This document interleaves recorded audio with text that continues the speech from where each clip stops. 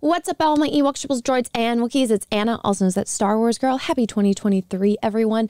In today's video, my first video of the year, I'm going to be talking about the drama that has been going down between Eliza Bleu, Brittany Venti The Quarting, and basically the rest of Twitter that actually does believe in free speech. But guys, before I get into that, my channel is still hardcore shadow banned here on YouTube. It's one of the reasons why I haven't been making content, because I've been in a little bit of a battle with the YouTube overlords. But guys, the only way to fight it is engagement on my channel. So every single like, share, comment really helps out my channel fighting the pesky YouTube algorithms. Also, if you guys haven't yet, maybe take a minute, smash that subscribe button and ring the bell for notifications. Make sure that that bell is set to all. That way you actually get notifications when I post videos and content. Now that that is out of the way, I'm going to pull up some receipts to show you guys and give you this full breakdown. All right, guys, so I have Twitter pulled up. Now, everything that I show you is going to be linked down below in the description of this video. And like always, I have been blocked by a lot of the people involved. So I'm going to only be able to show you a lot of screenshots. But if you click on the links, you'll be able to go to the tweets if you are not blocked and see them for yourselves. So just to clarify that. Now, so Brittany Venti got censored and basically deplatformed from Twitter, along with Jeremy from The Quarting for defending Brittany Venti. Now, summary of everything that happened is that basically Brittany was asking a question. She shared screenshots from a public music video that has been live on YouTube for over 6 years. There's 0 age restrictions. It was a 100% consensual video, and Brittany saw this video and she simply asked a question. She asked for Eliza Bleu to clarify, about this music video, because I guess it goes against her messaging of anti-human trafficking. Now, I think it's safe to say that every single human on the face of the planet is against human trafficking. I think that's a pretty safe thing to say. But aside from the people that are, profiting for it, that are evil, that are bad, that do that kind of stuff, obviously they, for whatever reason, they like it. I guess it's because they're making money from it. But I think it's safe to say the rest of the human race is pretty much against that. And so I guess Brittany had been on a few live streams with this woman, and specifically on the Chrissy Mayer podcast. And so they knew each other. She knew where Brittany stood, and Brittany, I guess, had kind of an idea of where she stood. But so Brittany came across this thread. Let me pull that up for you guys right now. So this is a thread with all of the receipts. So this woman claims to be a victim of human trafficking, and that's why she's an advocate against it, and she tries to stop it and, help people that have been affected by it. But again, she claims to have been a victim of it, but look, as I'm scrolling through here, there's all of this video evidence that kind of conflicts with her story. She claims to have been trafficked between this year and this year, but there's all these videos of her during that time that she was allegedly trafficked. And Brittany just wanted some clarification on it, because again, there was this kind of a lewd, which is this right here, this lewd music video that she's in, where she's in lingerie, and she's like, the one shot in particular where it's like zoomed up and you can just see her entire butt. And Brittany was just like, this kind of conflicts with what you were saying. Could you like clarify that, maybe a little bit more? And just to give you guys more context, Brittany wasn't being malicious. Let me share this right here. So this is a screenshot this is a conversation that happened before the fact between her and Crab. You guys should go follow Crabman. He's really nice and awesome. So this is a conversation that happened before to show that, Brittany was not being malicious. She just had a genuine question. She was very confused by this.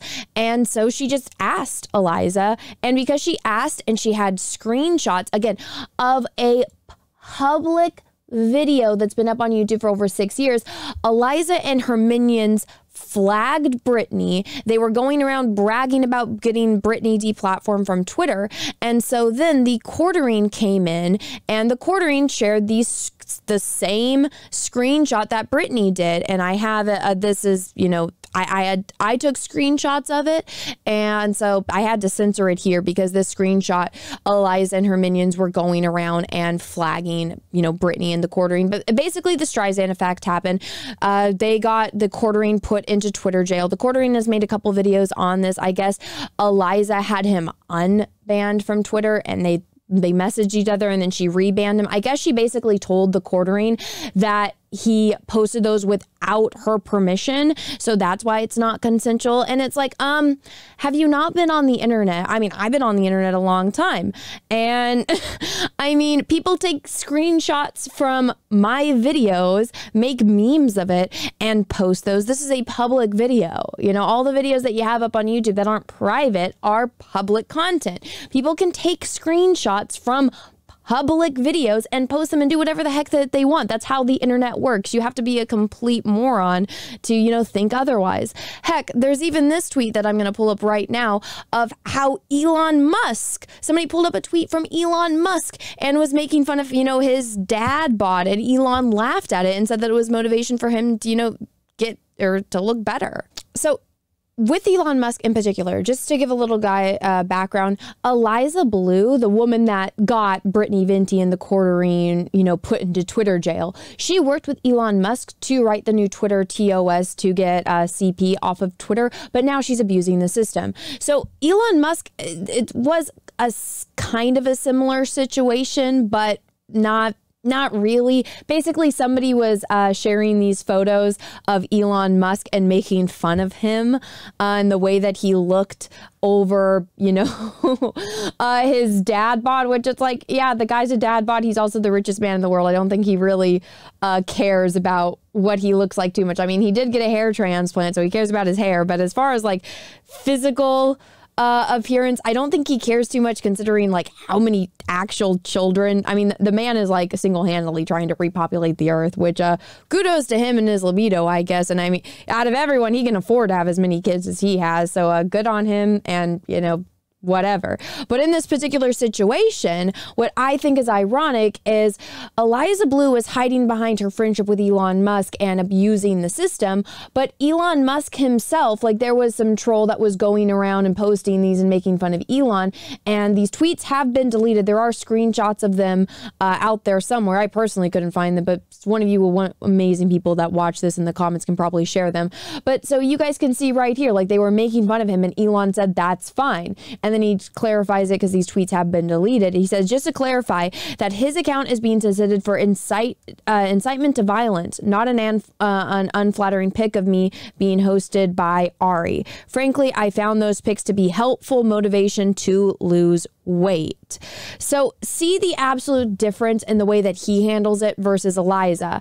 He goes and says, like, yeah, you know, the only reason that person got banned was because they actually broke Twitter TOS by inciting violence, not for posting a public photo, which, I mean, that was a paparazzi photo. That wasn't some music video that he did 6 years ago that he's embarrassed of, which is exactly what Eliza Bleu did. So Eliza Bleu basically got mad that she was, you know, getting called out, that the stuff that she was saying wasn't adding up, and there was video evidence, you know, to counter everything. And so she went out of her way to silence people, especially the ones with bigger platforms like Brittany Venti The Quarting, to, you know, silence them because they were saying things that she didn't like. Let me zoom in a little bit more so you guys can see. Now, this is a tweet thread of her, you know, going off and basically showing that she is abusing her friendship with Elon Musk and the power that she has to silence people over fair use images. So this is what she said. I'm going to address this one time and one time only. A non-consensual photo was posted of me yesterday on Twitter. This is not true. Posting screenshots from a public music video that is over 6 years old that she is proud of. She has said in her own words that she is proud of this video being out there. There's video evidence to go and prove that. I will link that down below in the description of this video. And she's 100%, she's abusing the power. So that was not true. The photos have been removed. The source of the photo has also been contacted, and I'm preparing to escalate to the full extent of the law. So this is her threatening to sue Brittany Venti, and this is before The Quarting got involved. And I think that it's even funnier to add that this tweet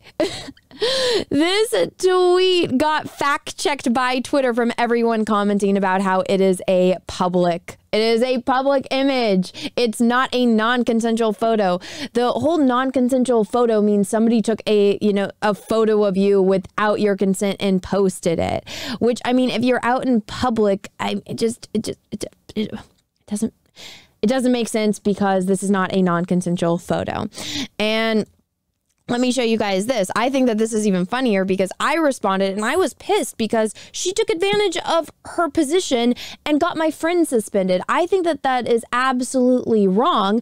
And I mean, I'm going to defend my friends. Brittany didn't do anything wrong here. Brittany posted a public image, was just asking a question. Brittany was going out of her way to be nice and asking this question.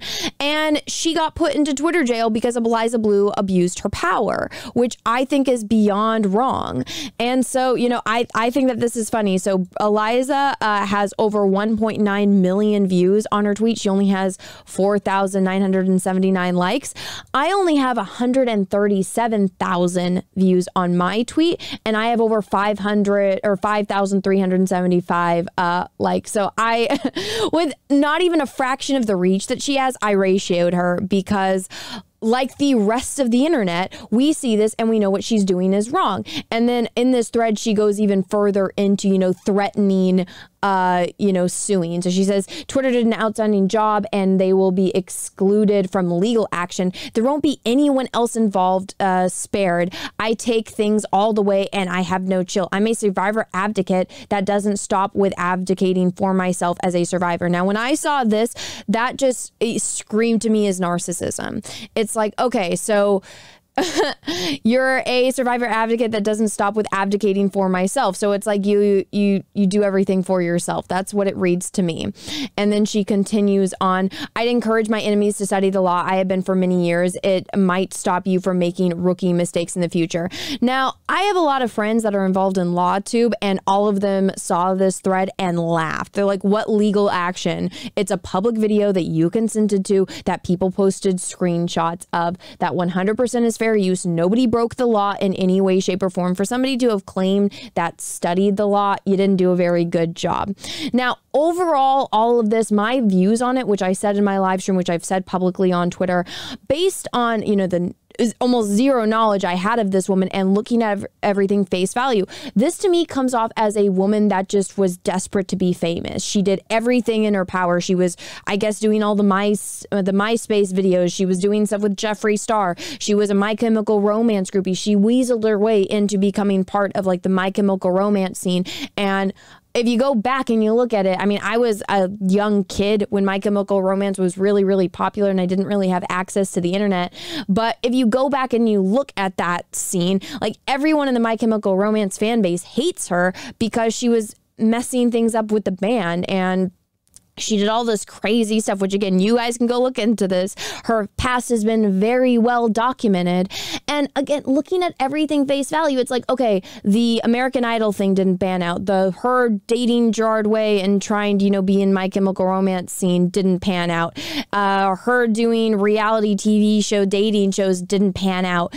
And then the thing that did take off was her claiming to be an advocate for, you know, against human trafficking, which again, I think every single sane person on the face of the planet is against human trafficking. Now, I don't know what work she's done against human trafficking because she doesn't really say anything about it. The one thing that you see on her timeline, which I can't show anymore because I am banned, or not, I'm not banned, excuse me, I'm blocked by her, is like one little pin at the top about how she, you know, this link to go do stuff. But the way that when I see people that are advocates, like that's all that they do. But it seems to me that she's riding this wave of, I'm the advocate, you have to talk to me, but then she never gives any information. When you see her do interviews, she never gives websites, hotlines, you know, if you, you know, whenever you see people that are like, oh, if you are worried about this, here's the number to call, here's people to reach out to, here's programs that you can get involved with.